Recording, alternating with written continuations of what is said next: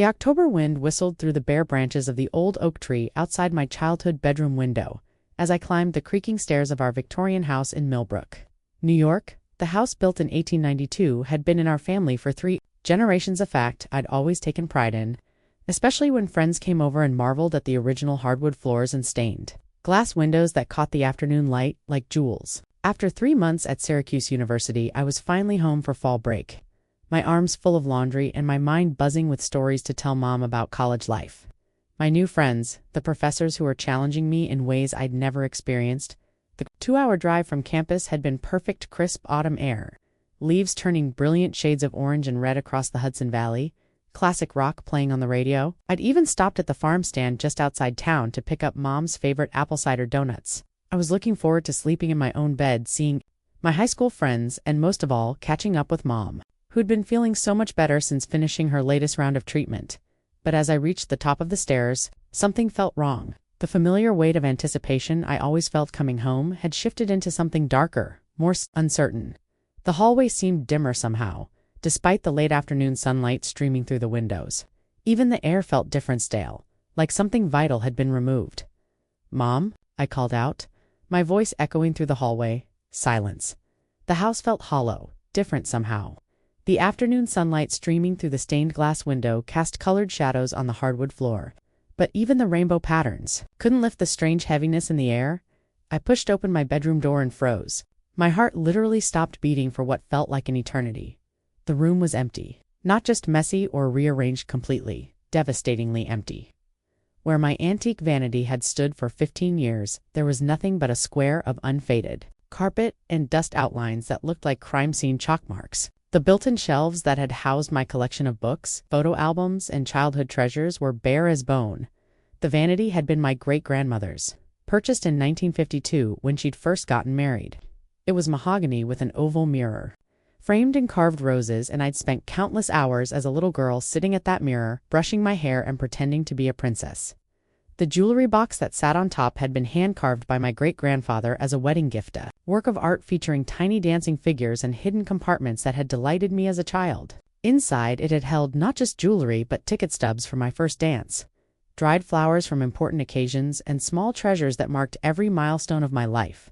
The books that had lined my shelves weren't just any books. They were my father's collection of classic literature, volumes he'd read to me when I was small, margins filled with his handwritten notes and observations. After he died when I was 8, those books had become my connection to his intellect, his thoughts, his love of language. I'd planned to pass them down to my own children someday. And the photo albums, the photo albums, 5 thick volumes, chronicling my entire childhood. But more importantly, they contained the only pictures I had of my father. Professional portraits from family sessions, candid shots from vacations to Lake George, birthday parties where he'd worn silly hats and made me laugh until my stomach hurt, Christmas mornings where his eyes sparkled as he watched me open presents he'd carefully chosen and wrapped himself. "What the hell?" I whispered, dropping my duffel bag with a thud that seemed to echo through the empty space. My hands trembled as I rushed to my closet. Empty hangers swayed like skeletal fingers. The hope chest at the foot of my bed, the one Mom had given me for my 16th birthday, filled with quilts she'd made by hand during her cancer treatment. Panic rose in my throat like bile. I ran to Mom's room, throwing open her door without knocking. She was there, sitting on the edge of her bed, looking smaller and frailer than when I'd left for school. Dark circles shadowed her eyes, and her usually perfect blonde hair hung limp around her shoulders. "Ava, honey," she said softly, her voice barely above a whisper. "I wanted to call you, but where is everything?" I interrupted, my voice cracking with emotion. "Mom, where are all my things? My grandmother's jewelry box, my photo albums, the quilts you made, everything's gone." She couldn't meet my eyes. Instead, she stared at her hands, twisted together in her lap, like she was trying to hold herself together. In that moment, she looked every one of her 53 years and then some. The cancer had aged her, but this betrayal had broken something fundamental in her spirit. "Richard said, double quotes," she began, then stopped. "He said we needed the money. With my medical bills and the mortgage payments and your college tuition coming due next semester, Richard." I felt my world tilt sideways like I was on a ship in rough seas. "My stepfather sold my things." Mom flinched at the anger in my voice. Actually physically recoiled as if I'd struck her. He called it decluttering, said you were grown now, that you didn't need childhood things taking up space. He said it was time to be practical, to think about our financial situation instead of holding on to the past. Her voice got smaller with each word, as if she was trying to disappear entirely. Those weren't just things. I exploded, pacing the room like a caged animal, my sneakers squeaking against the hardwood floor. That jewelry box was great-grandmother's. Those photo albums had pictures of Dad, the only ones I had left. And the quilts you made during chemo, Mom, those quilts got me through every bad day in high school. I wrapped myself in them when I cried about missing Dad, when I was scared about your cancer, when I felt alone and lost. They weren't just fabric, they were love made tangible. Tears were streaming down both our faces now.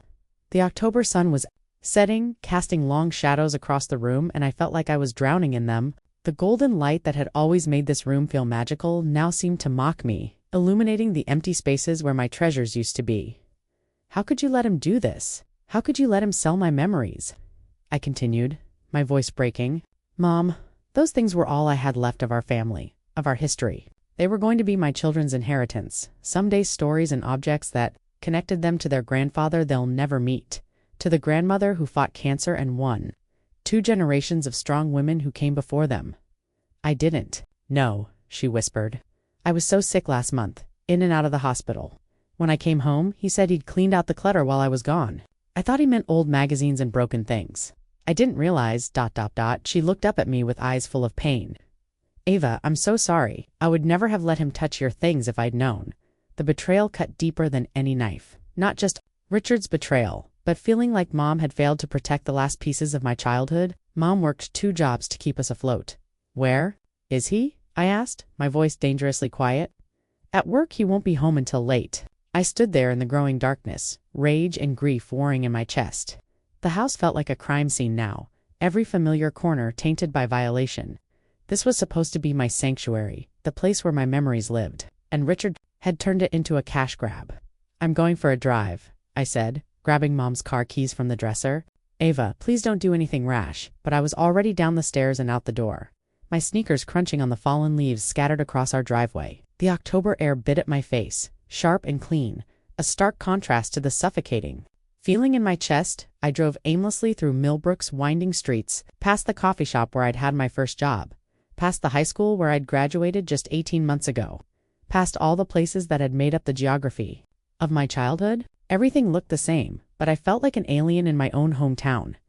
My phone buzzed with a text from my best friend Emma. How's home? Miss you already. How could I even begin to explain? How do you tell someone that your stepfather had erased your entire childhood for what was probably a few $100s?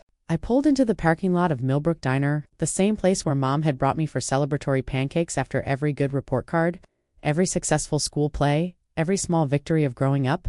The neon sign flickered in the early evening darkness, and I could see families inside laughing over burgers and milkshakes, living the kind of normal life that suddenly felt impossibly distant. That's when I called my roommate Jess at Syracuse. She picked up on the second ring, her voice bright with Friday night energy. Ava, how's the hometown treating you? Please tell me you're not already bored to death. Jess, I said, and something in my voice must have scared her because she immediately got serious. What's wrong? What happened? And so I told her everything, sitting in Mom's Honda Civic in the diner parking lot, watching families through the window while I described the empty room, the missing treasures, the look of defeat in my mother's eyes. Jess listened without interrupting, occasionally making small sounds of outrage and sympathy. That's completely insane, she said when I finished. Like, legally insane? He can't just sell someone else's stuff, right? Especially not family heirlooms and personal items. I don't know what's legal and what isn't, I admitted. I just know that everything that mattered to me is gone and there's probably nothing I can do about it. There has to be something, Jess said fiercely. This is so wrong, Ava, so completely wrong. After we hung up, I sat in the parking lot for another hour watching the dinner rush come and go. My phone kept buzzing with texts from college friends, asking about my weekend plans, sharing funny memes, living their normal lives while mine felt like it was crumbling apart. Finally, I drove home. The house was dark except for the porch light and the blue glow of the television in the living room. I could hear the rumble of Richard's voice from inside, probably watching the news like he did every night, beer in hand, feet up on the coffee table that had been Mom's grandmother's. I sat in the car for a few more minutes, gathering my courage. Tomorrow, I decided I would confront him. I would demand to know exactly what he'd sold and how much he'd gotten for it. I would make him understand what he'd taken from me. But tonight, I just wanted to hold my mom and try to figure out how to put the pieces of my life back together. The October wind picked up again as I walked to the front door, scattering more leaves across the path. For the first time since I'd opened my bedroom door 6 hours ago, I felt a tiny spark of something that might have been hope. I had no idea that spark was about to become a wildfire. I barely slept that night. Every time I closed my eyes, I saw the empty spaces where my treasures used to be. The square of unfaded carpet where Grandma's jewelry box had sat. The bare shelves that once held photo albums full of memories. The missing hope chest that had contained not just Mom's handmade quilts, but letters from my father. Dried flowers from my first corsage. Ticket stubs from movies that had meant something to me. By 6 a.m., I was wide awake, staring at the ceiling and listening to Richard's alarm go off down the hall. His morning routine was predictable as clockwork. Shower that lasted exactly 12 minutes. Coffee brewed so strong it could strip paint. Toast with too much butter slathered on both sides. Local news on the kitchen TV turned up loud enough to wake the neighbors. I'd learned his schedule by heart over the past 2 years. The way you memorize the patterns of someone you're forced to live with but don't particularly like. I waited until I heard the front door slam and his truck roar to life in the driveway before I got up. The house always felt calmer when he wasn't in it, like we could all finally breathe normally again. It was something I'd noticed but never really acknowledged until now, how his presence seemed to suck the air out of every room. How Mom's shoulders would tense whenever his key turned in the lock. Mom was in the kitchen, still in her robe, the soft blue one I'd given her for Mother's Day 2 years ago, now faded from countless washings. She looked like she hadn't slept either. Her coffee mug sat untouched on the counter, steam rising into the October morning light streaming through the window that overlooked her carefully tended herb garden. Even in her current state, I could see her glancing at the basil and rosemary, plants she'd nurtured back to health after the chemotherapy had made her too weak to garden for months. "How did you sleep, honey?" she asked, but we both knew the answer. Her voice was hoarse, probably from crying, and there were dark circles under her eyes that made her look older than her years. "I need to know exactly what he sold," I said, sitting across from her at the breakfast table where we'd shared countless meals, homework sessions, and heart-to-heart talks. Everything. I need a list. But I know he used eBay, Facebook Marketplace, some consignment shops. In Poughkeepsie, he said it went for $200, called it vintage costume jewelry and trinkets. Mom's voice broke on the last word. "Ava." I had no idea he'd listed it that way. That box was worth at least $1,000, and that's not even counting the sentimental value, $200. For a hand-carved jewelry box from 1952 that had held 3 generations of family treasures. I felt my hands clench into fists under the table. The photo albums, sold the albums themselves for the vintage leather binding. He said he ... Mom paused, looking sick. He said he threw away most of the photos because they were just old pictures of people nobody cares about anymore. The world went red around the edges. Those photos included the last pictures I had of my father, candid shots from family vacations, birthday parties, Christmas mornings, irreplaceable memories that he'd literally thrown in the trash, like garbage. The quilts. Vintage handmade quilts, sold to some collector in Vermont for $300. All 5 of them. I did quick math in my head. Quilts she'd stitched with love and hope during the darkest period of our lives, now decorating some stranger's guest room. "How much?" I asked quietly. "How much did he get for everything?" Mom pulled out a crumpled piece of paper from her robe pocket. "I found this in his desk drawer. It's his running total." She slid it across the table to me with shaking fingers. I stared at the list, written in Richard's sloppy handwriting, the kind of careless scrawl that suggested he'd rushed through it, eager to total up his profits. Antique jewelry box and contents. $200 eBay vintage trinket box.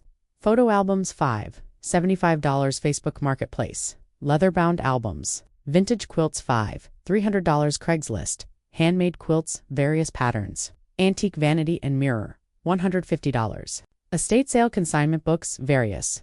$45 used bookstore bulk sale. Clothing and accessories, $80.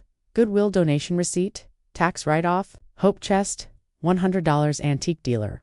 Small storage chest, miscellaneous items, $125. Various buyers, total, $1,075, $1,075. He had sold my entire childhood, my family's history, my most precious memories for roughly the cost of a decent laptop or a weekend vacation. The jewelry box alone was worth at least $1,000 I knew, because Mom had it appraised for insurance purposes after Dad died. The quilts, which had taken Mom's 6 months of careful hand-stitching during her chemotherapy treatments, were worth far more than $300 to any collector who understood the artistry involved. But it wasn't just about monetary value. These weren't random objects he'd picked up at garage sales. Each item on this list represented a piece of my identity, a thread in the tapestry of my family's story. The photo albums contained irreplaceable documentation of my childhood, my father's life, family celebrations that existed nowhere else. The quilts carried the love and hope of a mother fighting cancer, each stitch a prayer that she'd live to see me graduate, get married, have children of my own. "There's more," Mom said quietly, and something in her tone made me look up from the devastating list. Her voice had changed, gaining strength and determination that I hadn't heard in months. "Last night, after you went for your drive, I did some digging. I was so angry and heartbroken I couldn't just sit there and accept this. So I went through his computer while he was at Murphy's Tavern drinking with his buddies. My heart started pounding. Mom wasn't the type to snoop through someone's personal belongings, even her husband's. The fact that she'd violated her own moral code meant she was more upset than I'd even realized. My heart started pounding. "What did you find?" "This isn't the first time he's done something like this. When we first got married 2 years ago, remember how some of your great Aunt Helen's antiques went missing from the attic? He said the roof had leaked and ruined them." I remembered. Aunt Helen had left Mom some beautiful pieces when she died: a Victorian writing desk, some silver candlesticks, a painting that had been in our family for over a century. Richard had claimed water damage, but now, he sold those too. Got about $1,500 for the lot. And that's not all. Mom's voice was getting stronger, anger replacing defeat. "I found emails going back months. He's been systematically going through our house, identifying valuable items, researching their worth. Online, this was planned. Ava, he didn't just declutter on impulse, he targeted the most valuable things we owned." The betrayal cut even deeper now. This wasn't a moment of weakness or desperation. This was calculated theft, planned and executed while Mom was literally fighting for her life in the hospital. "We have to call the police," I said. I tried. "I called the non-emergency line last night while you were out. They said, since we're married and it's community property, technically he had the right to sell household items." Mom's voice was bitter. "Apparently, the fact that they were your personal belongings and family heirlooms doesn't matter legally." I felt like screaming. The system was rigged to protect people like Richard while leaving people like us with no recourse. He could steal our memories, our family history, our most precious possessions, and face no consequences because he'd manipulated a sick woman into marrying him. "There has to be something we can do," I said. But even as I spoke, I felt the hopelessness of it. The items were sold, scattered to the winds. Even if we could somehow get them back, how could we afford to buy them at their actual value? That's when I heard Richard's truck pull into the driveway, the engine making that distinctive rumbling sound that needed repair, but he was too cheap to fix. My stomach dropped, but also, somewhere deep inside, a cold fury began to build. He was home early from his job at Miller's Auto Parts, probably for lunch like he did most Saturdays when the shop was slow. Perfect timing for the confrontation I'd been planning all morning.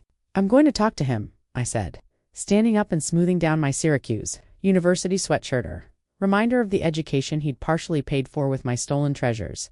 "Ava, please be careful," Mom pleaded, her face going pale. "He's been so angry lately, so volatile. Ever since he got written up at work last month for being late, ever since the stress of my medical bills started piling up, ever since your college payments came due. He's not the man I married, honey. Sometimes I don't even recognize him." But I was already walking toward the front door, my bare feet silent on the hardwood floors that had witnessed 3 generations of family dramas, celebrations, and everyday life. Richard was coming up the front steps, his work uniform stained with grease and hydraulic fluid.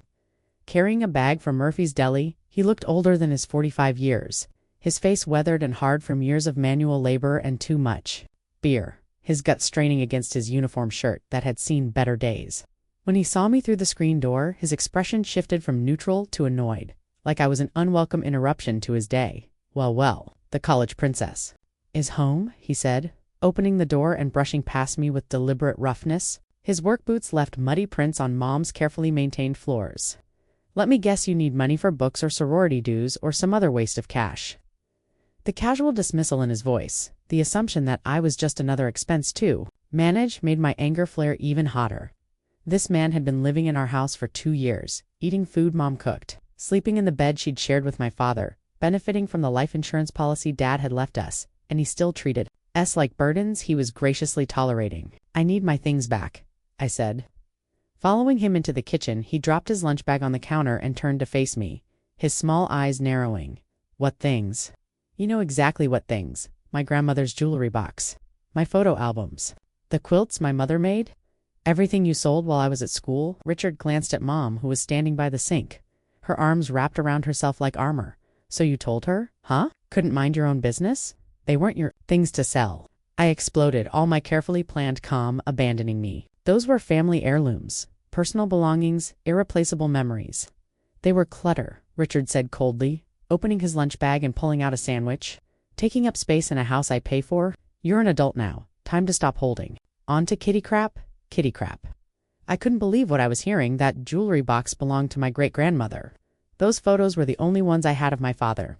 Those quilts were made by my mother during chemotherapy. And now, they're money in the bank, Richard said, taking a bite of his sandwich, like we were discussing the weather. "Money we needed for your mother's medical bills and your fancy college tuition.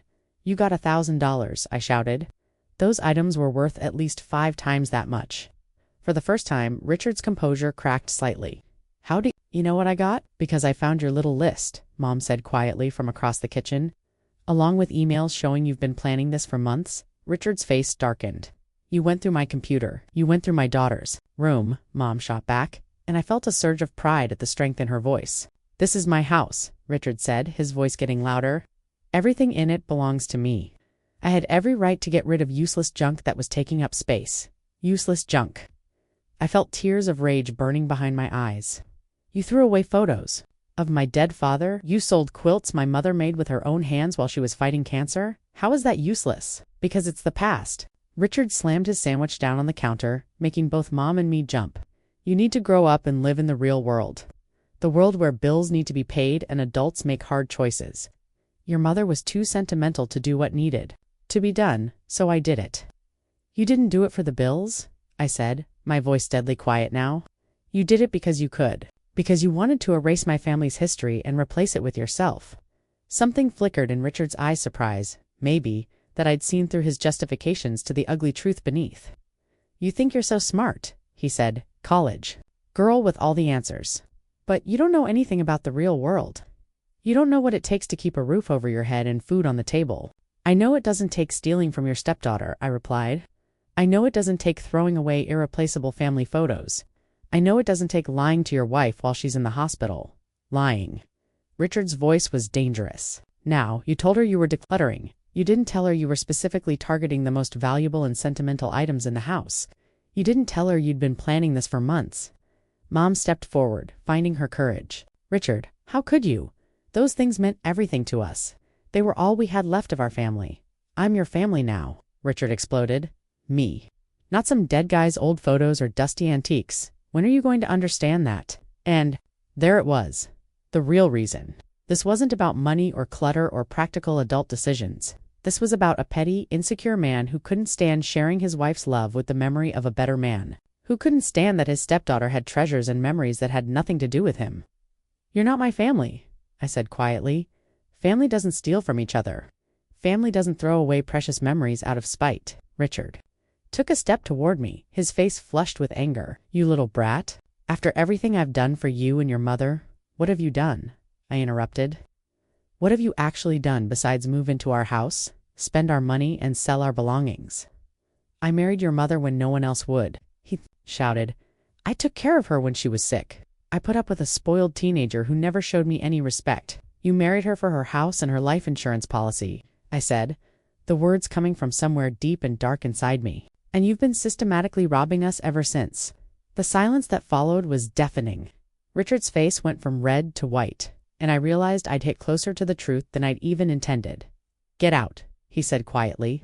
"This is my home," I replied. "Get out of my house now, before I do something we'll both regret." Mom stepped between us, her small frame suddenly seeming larger. "Richard, stop. This is Ava's home too." "Not anymore it isn't," Richard said, his eyes never leaving mine. "She wants to accuse me of being a thief and a liar. She can do it from somewhere else." I looked at Mom, seeing the fear and exhaustion in her face, and made a decision that would change everything. "Fine," I said. "I'll go. But this isn't over, Richard. What you did was wrong, and somehow, some way, you're going to pay for it. I walked out of the kitchen, up the stairs to my empty room, and packed what little remained of my belongings. As I loaded my car, I could hear them arguing inside Mom's voice pleading, Richard's voice angry and defensive. I drove away from the house where I'd grown up, the house where I'd planned to bring my own children someday to show them jewelry box and the quilts their great-grandmother had made. The October afternoon was crisp and clear, and somewhere in the back of my mind, a plan was beginning to form. Richard thought he'd won. He thought he'd successfully erased my family's history and faced no consequences for his theft and betrayal. He was about to learn just how wrong he could be. I drove straight to Emma's house on the other side of Millbrook, my hands shaking on the steering wheel. Emma's family had been our neighbors until middle school, and she was the only person in town who really knew my history, the good memories. With my dad, the struggle after he died, Mom's cancer battle, and how strange things had felt since Richard moved in. Emma answered the door in her pajamas, took one look at my face, and pulled me inside without a word. Her parents were at work and her younger brother was at soccer practice, so we had the house to ourselves. She made me tea and listened while I told her everything: the empty room, the confrontation, Richard's explosion, being kicked out of my own home. "This is insane," Emma kept saying, pacing around her family's warm kitchen, like, criminal, insane. "There has to be something we can do." Mom called the police. They said since he's married to her, he technically had the right to sell household items, but they were your personal belongings and family heirlooms. Apparently that doesn't matter. I wrapped my hands around the warm mug, trying to stop the shaking. "Emma, I don't know what to do. I can't go back to school and pretend this didn't happen, but I can't go home either." Emma sat down across from me, her expression determined. "Then we figure this out? We research, we investigate, we find another way to get justice." "What do you mean?" "I mean, we dig deeper. If Richard was planning this for months, if he's done it before with your aunt's antiques, then maybe this is part of a bigger pattern. Maybe we can find something that will stick." It was the first spark of hope I'd felt all day. "Like what?" "I don't know yet. But my mom works at the county courthouse, remember? She knows people in legal, real estate, all kinds of records. And my cousin Jake works for the Millbrook Gazette. If we can find dirt on Richard Dreel, maybe we can at least get the story out there." I stared at her. "You mean like publicly expose him? Why not? He's not facing any legal consequences, and he clearly doesn't care about the moral consequences. But what about social consequences? What if everyone in town knew what kind of person he really is?" The idea was both terrifying and thrilling. I'd never been the type to make waves, never been the girl who caused drama or sought attention. But then again, I'd never had my entire childhood stolen from me either. "What would we even look for?" I asked. "Everything. Criminal background checks, previous marriages, financial records, employment history. If he's been systematically targeting valuable items in your house, maybe he's done it before. Maybe there are other victims." We spent the rest of the afternoon at Emma's kitchen table with her laptop, diving into the dark art of internet investigation. It was amazing and terrifying what you could find with just a name, an approximate age, and some basic details. The internet had become a vast repository of information that previous generations could never have imagined accessing from their living rooms. Emma was methodical in her approach, starting with basic public records, and gradually working deeper into social media profiles, court documents, and employment histories. Her fingers flew across the keyboard with practiced efficiency. She'd always been the tech-savvy one among our friend group, the girl who could make computers do exactly what she wanted. Richard Matthew Kellerman, age 45, originally from Albany, New York, married to my mother, Linda Chung Kellerman, in June 2023. Before that, married to Patricia Kellerman from 2018 to 2022. Before that, married to Sandra Kellerman from 2015 to 2017. Before that, a marriage to Jennifer Kellerman from 2012 to 2014 that had apparently been enough. 4 marriages in 12 years, Emma muttered, typing rapidly. "That's not just a red flag, that's a whole parade of red flags with a marching band." We found his employment history next, and the pattern became even more disturbing. Auto parts? Store manager at Miller's, but before that he'd worked at Vintage Finds Pawn Shop in Albany. Before that, an antique consignment store called Treasures Past. Before that, estate sale management with a company called Final Chapter Services. Before that, assistant manager at another pawn shop. "Do you see a pattern here?" Emma asked, pointing at the screen with growing excitement and disgust. I did see it, and it made my stomach clench with a mixture of nausea and vindication. He's always worked jobs where he'd know the value of antiques and collectibles, and jobs where he'd have access to items that people might not know the true worth of, Emma added, her voice getting more animated as the pieces clicked into place. Pawn shops get desperate people selling family heirlooms for quick cash. Estate sales are full of grieving families who don't know what their loved ones' possessions are actually worth. Antique stores see people bringing in things they think are worthless junk.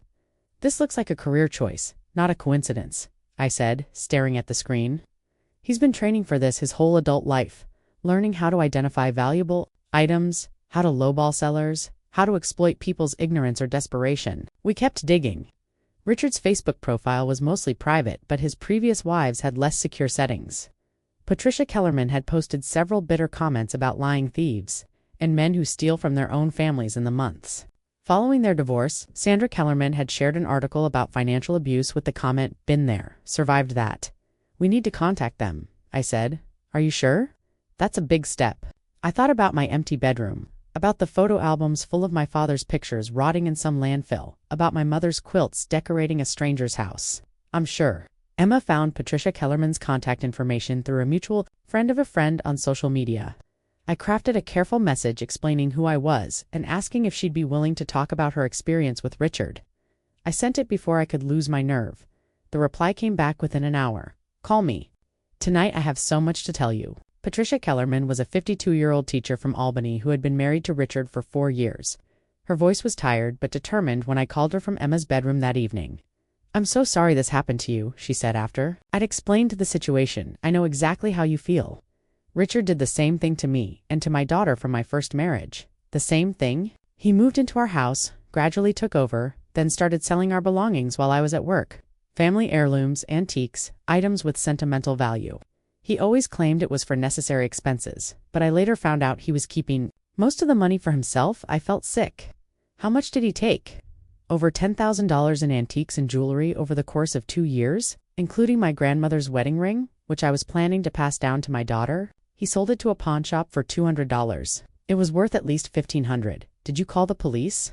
I tried. "Same story. You got married couples, community property, difficult to prove theft." But here's what I learned after our divorce. Richard had done the same thing to his first wife, Sandra, and probably 2 other women before her.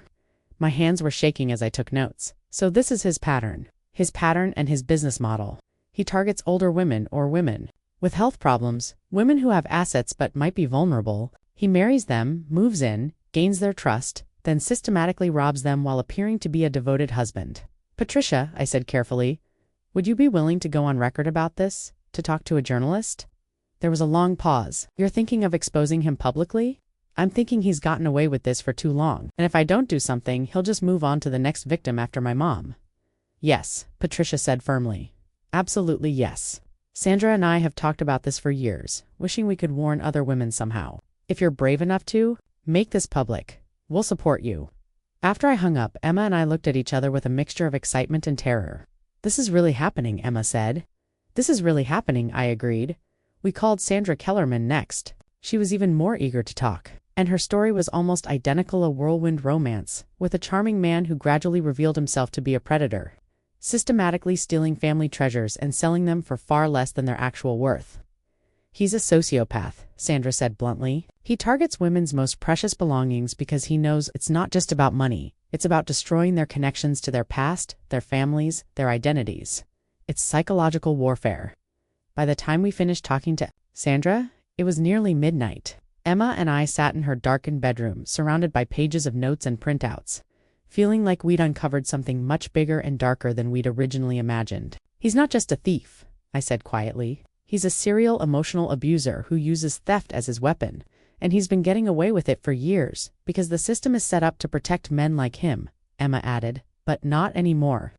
I looked. At all, our evidence the pattern of marriages and divorces, the consistent stories from multiple victims, the employment history that showed a clear specialization in valuing and selling antiques and collectibles. "Tomorrow," I said, "we call your cousin Jake at the newspaper. Are you ready for this?" Emma asked. "Because once this story goes public, there's no taking it back. Richard is going to be furious, and your life is going to change," I thought.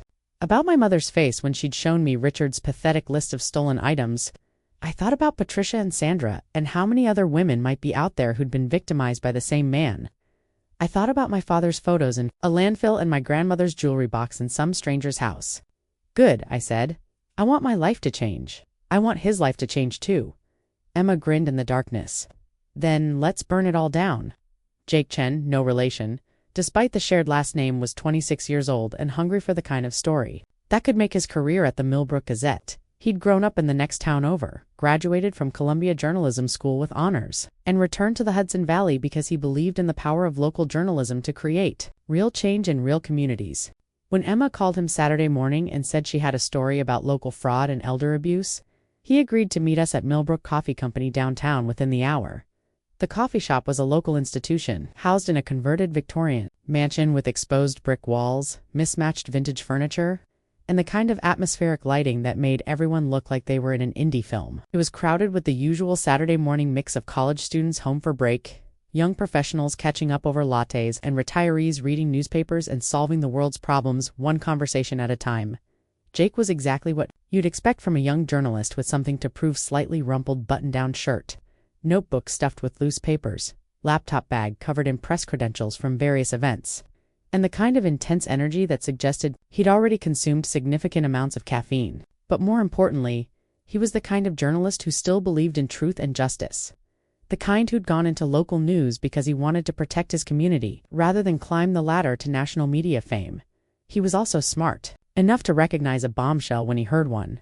His eyes got wider and his note-taking more frantic as I laid out the whole story, his notebook filling up with details, dates, and follow-up questions.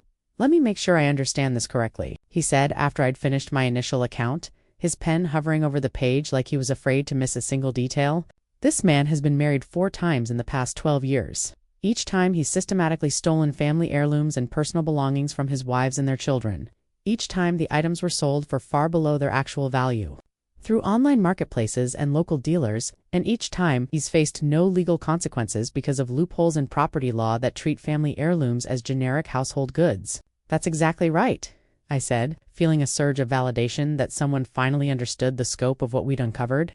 "And Patricia and Sandro, his previous wives, are willing to go on record.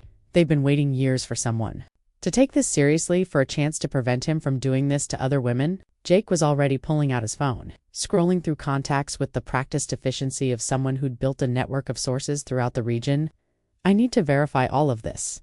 Of course. Talk to the ex-wives myself. Check court records, dig into his employment history, contact law enforcement agencies in multiple counties. But if everything checks out," he looked up at me with something like admiration mixed with the hungry excitement of a journalist who'd stumbled onto the story of a lifetime. "This could be huge.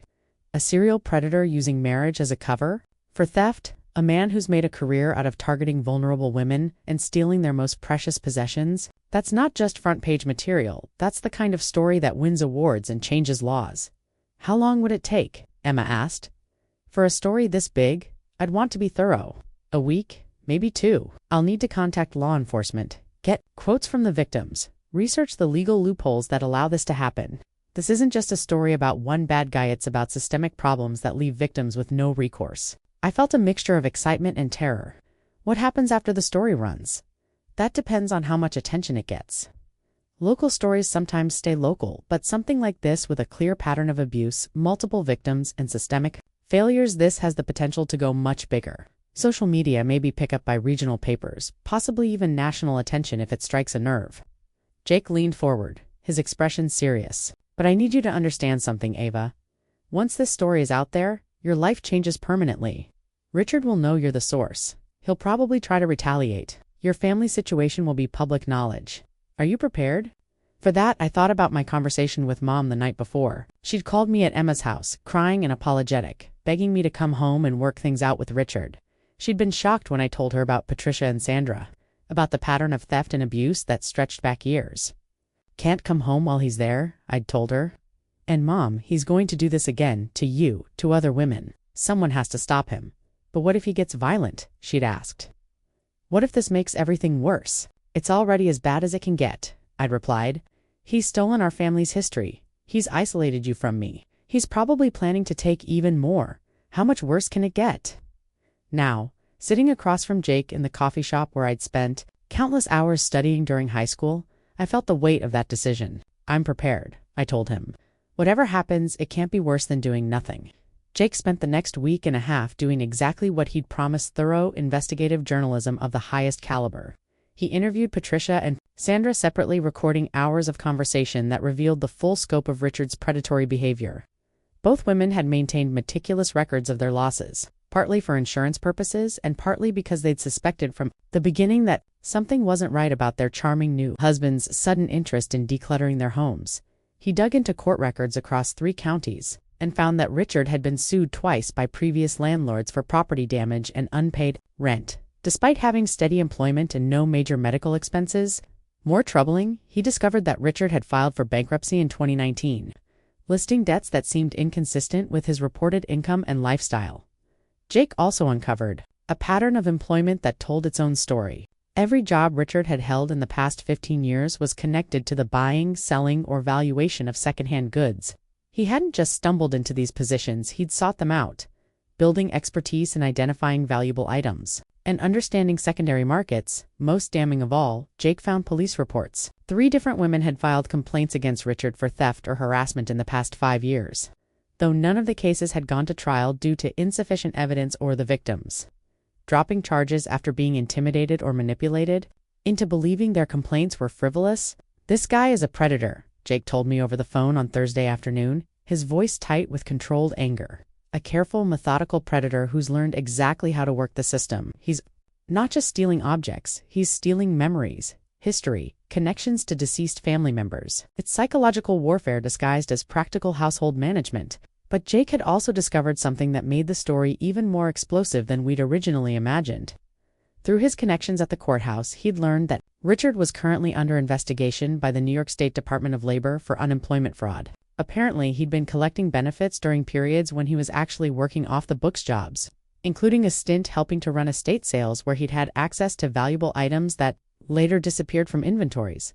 The story runs tomorrow, front page, with a follow-up investigation piece planned for Sunday, Jake told me. "I've also sent advance copies to the Albany Times-Union and the Poughkeepsie Journal. If this gets the attention I think it will, we might be looking at regional or even national pickup." That night I couldn't sleep. I kept thinking about what would happen once the story was public. Would Mom finally see Richard for who he really was? Would she leave him? Would she blame me for destroying her marriage? And what about Richard himself? Jake had tried to contact him for comment, but Richard had hung up on him. He knew the story was coming. Saturday morning, October 21st. The Millbrook Gazette hit the stands with a headline that made my heart race and my hands shake. "Local man accused of serial theft from wives and stepchildren. Pattern of financial abuse spans multiple counties. Victims." The article was a masterpiece of investigative journalism. Jake had done incredible work, laying out Richard's pattern of behavior with forensic precision while maintaining journalistic objectivity. The piece was thorough, devastating, and absolutely fair heed. Given Richard multiple opportunities to respond, included quotes from law enforcement officials, and contextualized the individual crimes within the broader issue of financial abuse. That affects thousands of families across the country. But what really made the story explosive was Jake's discovery of Richard's current employment situation at Miller's Auto Parts. Through careful investigation and interviews with current and former employees, Jake had uncovered evidence that Richard had been systematically stealing parts from the shop's inventory and selling them online, pocketing the cash while maintaining the facade of a dedicated employee. The theft had been going on for months, with Richard using his position as assistant manager to cover his tracks and deflect suspicion onto other employees. Jake had also uncovered Richard's pattern of targeting women through online dating sites, using fake profiles to meet vulnerable women, then gradually insinuating himself into their lives and homes. He'd found evidence of at least 3 women in Albany who'd had items go missing after dating Richard, though they'd never connected the thefts to him until they read the article. The story painted a picture of a man who'd made theft and manipulation his entire way of life, targeting vulnerable women and their families as his primary victims, but willing to steal from employers, landlords, and anyone else he could manipulate. It was a portrait of a true sociopath who used charm and feigned concern to mask predatory behavior. Most powerfully, Jake had included detailed quotes from Patricia, Sandra, and me, allowing our voices to tell the human story behind the criminal pattern. He'd let us describe not just what was stolen, but what those items meant to us, the emotional devastation of losing irreplaceable family memories, the feeling of violation that went far beyond monetary loss, the way Richard's thefts had damaged our relationships with our own histories and identities. Emma and I read the article together at her kitchen table, our coffee growing cold as we absorbed the full impact of what we'd unleashed. "He's finished," Emma said quietly. In this town, he's completely finished. She was right. Millbrook was the kind of small town where reputation mattered, where news traveled fast, and where being exposed as a thief and predator meant social. Exile Miller's Auto Parts would have to fire him immediately. Mom would face enormous pressure from friends and neighbors to leave him. Richard's entire carefully constructed life was about to crumble. My phone started ringing at 7:30 a.m. before I'd even finished reading the article for the third time. First, it was Patricia, calling to thank me for my courage and to tell me the story was already being shared on social media by women's advocacy groups and domestic violence organizations. Her voice was thick with emotion relief, vindication, and something that sounded like hope. "Ava, you have no idea what this means," she said, her words coming in a rush. "I've been carrying the shame of what Richard did to me for years, thinking I was stupid for falling for his manipulation, thinking I was weak for not seeing through his lies. But seeing it all laid out like this, seeing that I was just one of many victims, it changes everything. You've given me my power back." Then Sandra called with the same message, but she also had news that made my blood run cold. "I've been contacted by 2 other women this morning," she told me. Women who saw the article online and recognized Richard's patterns from their own experiences. "This is bigger than we thought, Ava. Much bigger." By 10 a.m., friends from high school were texting me screenshots of the article being shared in local Facebook groups, parent networks, and community message boards. By noon, the Millbrook Gazette's website had crashed from too much traffic, and Jake was fielding calls from journalists at larger newspapers who wanted to interview him about his investigation methods. The story wasn't just spreading locally, it was resonating with people across the region who'd had similar experiences with financial abuse, predatory relationships, and the frustrating inadequacy of legal remedies for victims of theft within families. Women were sharing their own stories in the comments sections of online articles, creating an impromptu support network of survivors who'd never had a voice before. At 2 p.m., Jake called me, his voice breathless with excitement and disbelief. "Ava, this is absolutely insane. I've been a journalist for 6 years, and I've never seen anything like this response. The story has been shared over 15,000 times in the last 6 hours. I'm getting calls from newspapers in Albany, Syracuse, even some national outlets, wanting to follow up on the investigation." National outlets. I felt dizzy, gripping Emma's kitchen counter for support. "Apparently your story has hit a nerve that goes way beyond Millbrook," Jake explained, the excitement clear in his voice. "There are thousands of people sharing their own experiences with financial abuse. Predators who target vulnerable women, legal systems that fail victims. You've started a conversation that's much bigger than any of us anticipated. The hashtag MILLBROOK, Predator, is trending regionally, and people are using it to share stories about similar experiences across the country. I felt dizzy when I decided to go public. I'd imagined local attention, maybe some community pressure that would force Richard to face consequences. I hadn't imagined anything like this. There's more," Jake continued. "Miller's Auto Parts fired Richard this morning? I just confirmed it with the owner. And get this, they're pressing charges for theft of inventory. Apparently, he stole over $3,000 worth of parts over the past 6 months. Finally, Richard was going to face actual legal consequences for his actions." My phone buzzed with a text from an unknown number. "This is your fault. You have no idea what you've done, Richard." I showed the text to Emma, whose face went pale. "We need to call the police," she said, "and tell them what?" "That he sent me a vaguely threatening text. That a man with a history of targeting women just lost his job and public reputation because of you, and now he's making contact. That's enough for a restraining order, at least." Emma was right. We called the police, and Officer Martinez came to take our statement. He was young, maybe early 30s, with kind eyes and the sort of calm professionalism that made you feel safe. "I read the article this morning," he told me as he filled out the incident report. "Excellent work by that journalist. We've had our eye on Richard Kellerman for a while, actually.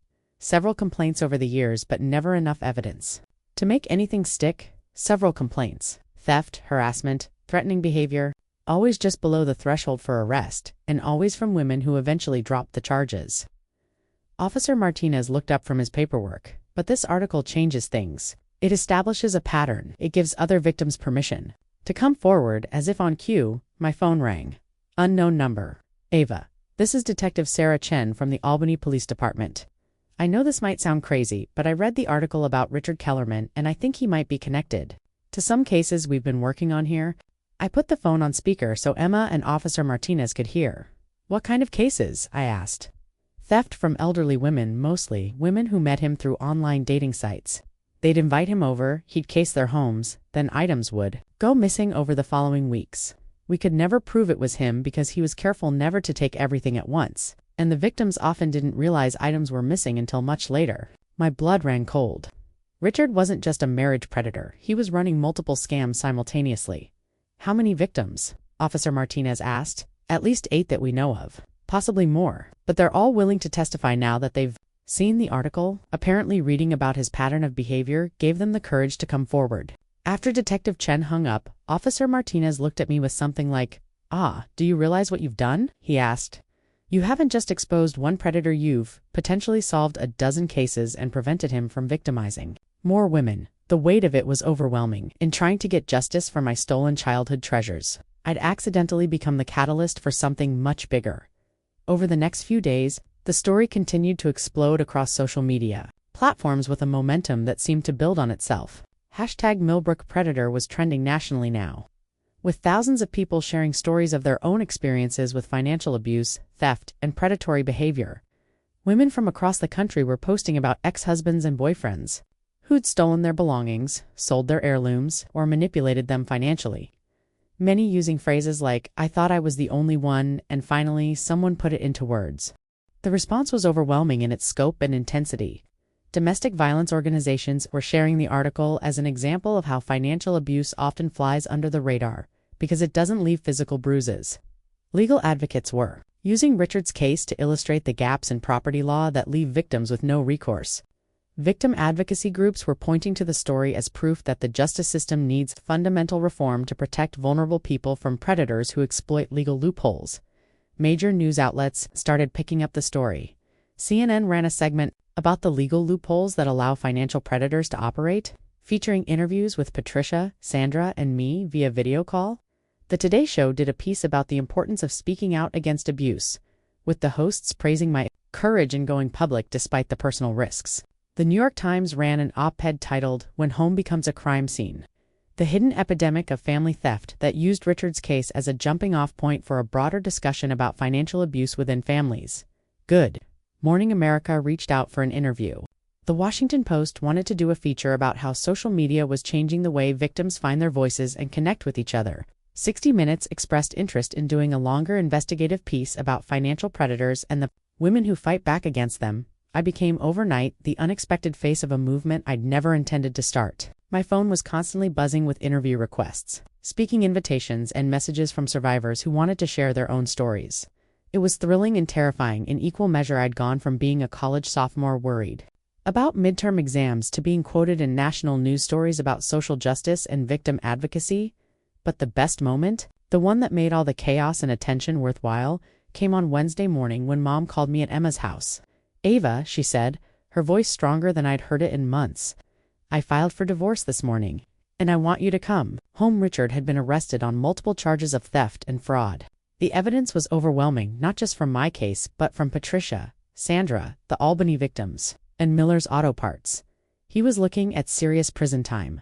More importantly, the social media attention had connected me with dozens of people who'd had similar experiences. Some had been able to track down their stolen items and recover them.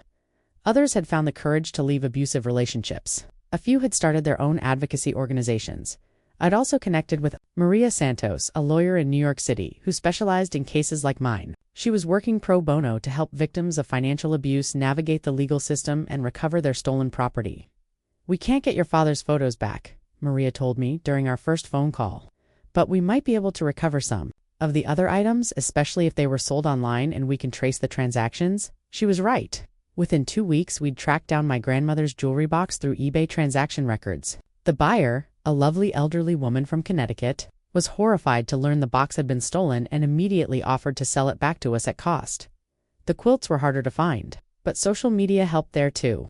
When I posted photos of Mom's handmade quilts with the story of how they'd been stolen, the buyer in Vermont saw the post and reached out. She'd paid $300 for 5 quilts that were clearly worth much more, and she felt terrible about unknowingly purchasing stolen goods. She shipped them back to us free of charge, refusing any compensation. We never did find the photo albums or most of the smaller items, but somehow that felt less important now. Richard's theft had taken away my childhood treasures, but my decision to fight back had given me something even more valuable: The knowledge that I could stand up for myself and others, that I could turn pain into power, that I could make a difference. 6 months later, Richard was sentenced to 3 years in prison for theft, fraud, and financial abuse. The judge specifically mentioned the bravery of the victims who'd come forward, and the importance of the public attention that had made justice possible.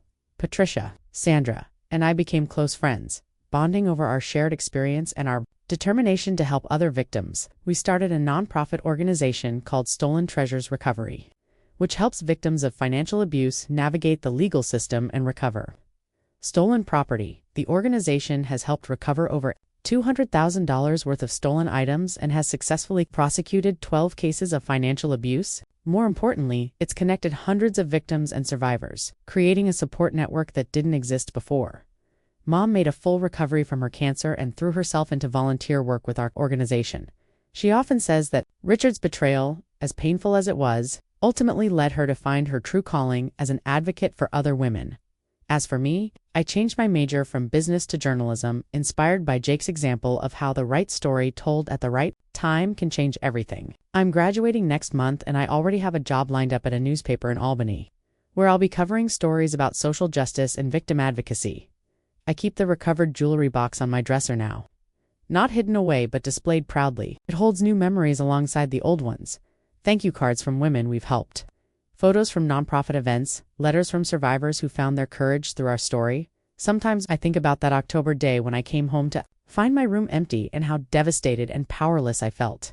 I had no idea that the worst day of my life would become the catalyst for the best thing I'd ever do. Richard thought he could steal my past and leave me with nothing. Instead, he gave me a future I never could have imagined, one where my pain became purpose, where my story became a beacon for others, and where justice wasn't just a dream but a reality we could fight for and win. The empty room that once broke, my heart became the foundation for a movement that has helped hundreds of people reclaim their stolen treasures and their stolen power. And that's a trade I'd make any day.